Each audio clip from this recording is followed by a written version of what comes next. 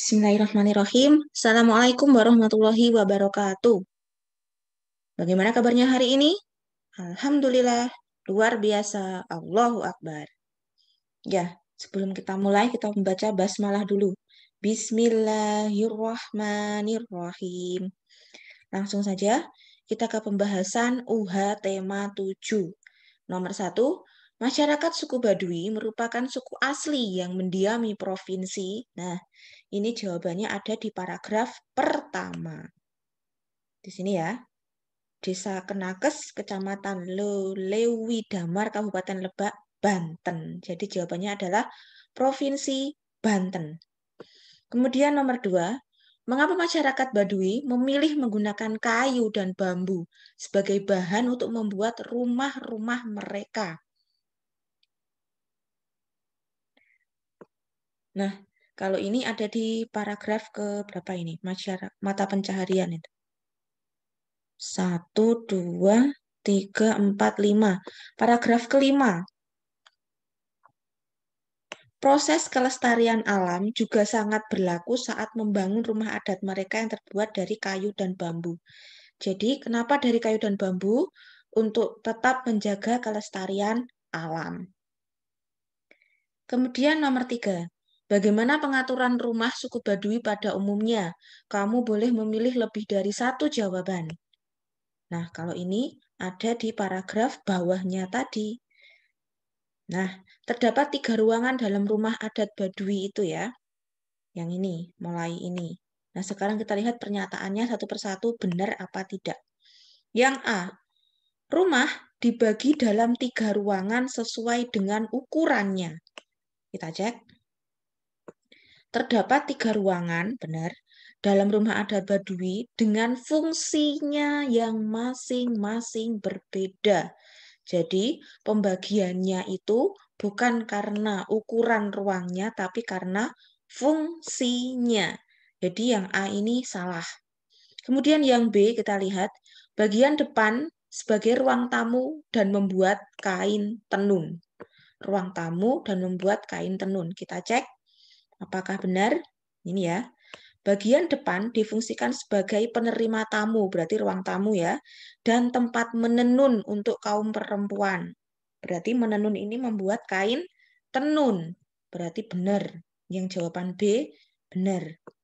Kemudian yang C kita lihat, bagian tengah merupakan ruang untuk berkumpul keluarga dan tidur.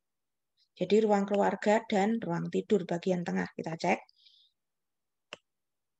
Bagian tengah berfungsi untuk ruang keluarga dan tidur. Berarti yang C juga benar. Kemudian yang D. Bagian belakang digunakan sebagai dapur dan lumbung. Lumbung itu tempat menyimpan hasil pertanian. Jadi bagian belakangnya untuk dapur dan tempat menyimpan hasil pertanian. Itu namanya lumbung. Kita cek.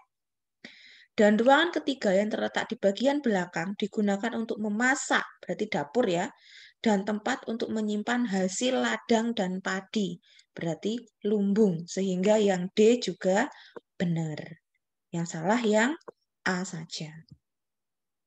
Kemudian kita lihat ke nomor 4 sekarang ya. Nomor 4 pernyataan pertama. Perbedaan antara Baduy luar dan dalam dapat diamati dari cara menjalankan adat dan warna pakaiannya.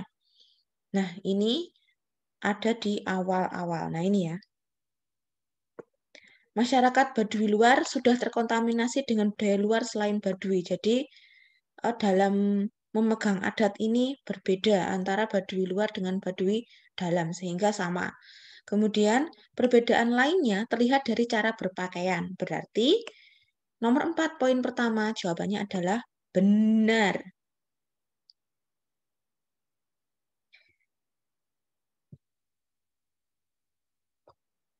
Di sini ya. Kemudian, kondisi alam di suku Baduy sangat subur sehingga masyarakatnya banyak yang bertani dan berladang. Ini ada di... Ya, ini.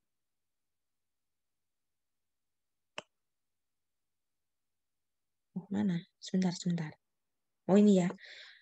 Mata pencaharian masyarakat suku Baduy umumnya berladang dan bertani. Alamnya yang subur dan berlimpah mempermudah suku ini untuk menghasilkan kebutuhan sehari-hari. Berarti pernyataan kedua juga benar. Nah, sekarang kemudian yang ketiga, proses menggali pondasi rumah hanya boleh menggunakan cangkul supaya kontur tanah tetap terjaga. Kita cek. Ini tadi benar.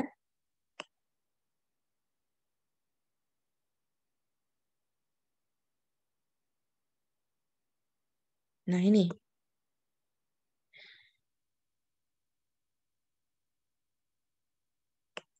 Terlihat dari kontur tanah yang masih miring dan tidak digali. Jadi pernyataan tadi salah. Gak boleh digali. Sehingga tidak ada kata digali dengan cangkul. Yang ini salah berarti ya. Tidak boleh digali tanahnya. Kemudian yang keempat, suku Baduy merupakan salah satu suku yang masih mempertahankan adat dan menjaga alam. Benar, jelas ini. Di Pulau Jawa. Apakah suku Baduy di Pulau Jawa? Jelas iya, karena Banten merupakan salah satu provinsi di Pulau Jawa.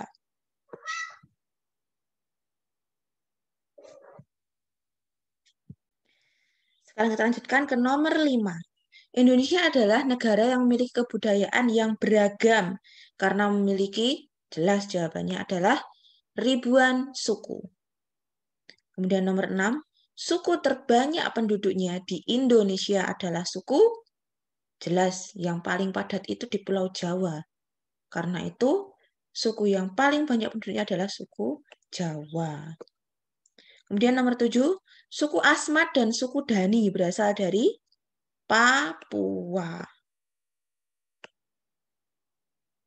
Suku Osing dan suku Tengger berasal dari provinsi. Nah, Osing ini ada di Banyuwangi, sementara suku Tengger ada di daerah Gunung Bromo, berarti Probolinggo. Banyuwangi, Probolinggo di mana? Di Jawa Timur, provinsi kita. Kemudian, nomor 9, rumah adat dan pakaian tradisional di atas berasal dari provinsi. Ya, dari provinsi mana? Kita lihat. Kalau dilihat dari rumah adatnya adalah rumah adat Joglo. Nah, rumah Joglo kemarin, kalau enggak Jawa Timur, Jawa Tengah, ya Yogyakarta. Nah, kemudian kita perhatikan pakaiannya. Pakaiannya ternyata seperti ini. Nah, kalau Jawa Timur, itu pakaiannya seperti pakaiannya suku Madura. Jadi yang kayak Pak Tani Bu Tani bawa celurit itu ya. Nah, ini juga senjatanya keris, jadi bukan Jawa Timur. Sehingga jawabannya A, Jawa Tengah. Nomor 10. Gaya bisa berupa, ya jelas ini. Pengertian gaya sendiri adalah tarikan atau dorongan yang membuat benda bisa bergerak. Berarti jawabannya yang B. Nomor 11. Contoh penggunaan gaya yang bermanfaat dalam merubah bentuk benda. Gaya merubah bentuk benda. Jawabannya yang C. Membuat gerabah atau kerajinan tanah liat. 12. Jenis gaya yang digunakan anak di samping mendorong meja pakai tenaga berarti gaya otot B ya. Sekarang 13. Pasangan yang tepat dari gambar berikut yaitu mana ini? Ke atas kan? Ya. Kita lihat satu persatu pilihannya. Yang pertama 1K. 1 itu meremas kaleng. K, gaya dapat mengubah arah benda. Nggak sesuai ya, nggak cocok ya. Seharusnya kalau meremas kaleng, gaya dapat merubah bentuk benda. Lalu yang B, 2K. 2, ini orang bermain bulu tangkis. K, gaya dapat mengubah arah gerak benda. Nah, ini sesuai. Jadi jawabannya yang B, 2K. Orang main bulu tangkis. Bulu tangkisnya ditangkis ke sana, ditangkis ke sini. Akhirnya arahnya berubah. Benar. Lanjut ke nomor 14. Sebutkan 5 jenis gaya yang kamu ketahui. Ya, kemarin sudah mengajarkan ada 6 jenis gaya. Ini saya menyebutkan 5 saja. Oke, gaya apa saja itu? Gaya otot. Gaya magnet. Gaya listrik, gaya gravitasi, gaya gesek, gaya pegas. 1, 2, 3, 4, 5, 6. Silakan pilih 5, terserah, bebas. Terakhir nomor 15, sebutkan 3 contoh gaya dapat membuat benda bergerak. Jadi awalnya bendanya diam menjadi bergerak. Contohnya apa? Contohnya adalah mendorong meja. Mejanya awalnya diam jadi bergeser. Menendang bola. Bolanya awalnya diam ditendang jadi menggelinding. Dan lain-lain contohnya. Yang penting ada kegiatannya, terus ada bendanya. Jangan begini, 3 contoh gaya dan membuat benda bergerak. Contohnya mobil gitu. Kok mobil kenapa? Kalau mobil diam aja ya, tidak kenapa. Oke, cukup sekian dari Ustazah. Mohon maaf jika ada kesalahan. Wassalamualaikum warahmatullahi wabarakatuh.